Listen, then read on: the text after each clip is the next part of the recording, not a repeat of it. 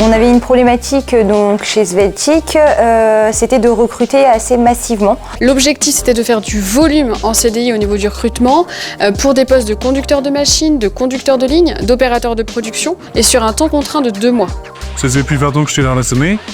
Du coup, je me suis blessé au genou, j'ai dû arrêter parce que c'est un métier qui est très physique. Donc, j'ai fait la visite de l'entreprise avec les responsables. Je voyais pas ça comme ça et j'étais plutôt content. Et quelques semaines après, j'ai commencé. D'abord en intérim pendant quelques jours. On a proposé une approche combinée entre le sourcing center et le cabinet de recrutement dont je fais partie. L'objectif c'était vraiment de multiplier notre stratégie dans le sourcing, donc omnicanal, les plans médias, web tracking, vivier manpower, partenaires externes, internes.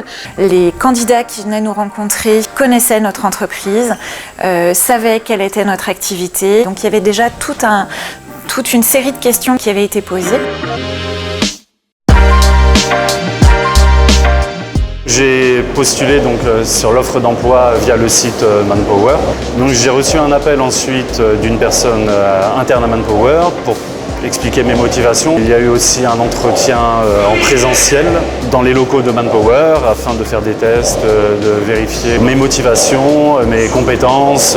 Après de ça, j'ai eu un entretien avec Sveltic ici et un suivi continu de la personne de Manpower avant, après entretien pour ensuite m'annoncer que j'étais pris dans l'entreprise. Ce qui nous a plu dans la proposition de Manpower, c'est qu'ils étaient vraiment à l'écoute de nos besoins. Le bilan de cette opération coup de poing avec Manpower, ça a été 8 recrutements de nouveaux collaborateurs en CDI. L'objectif c'est vraiment de pouvoir être là en tant que partenaire, tant pour les candidats que pour la société.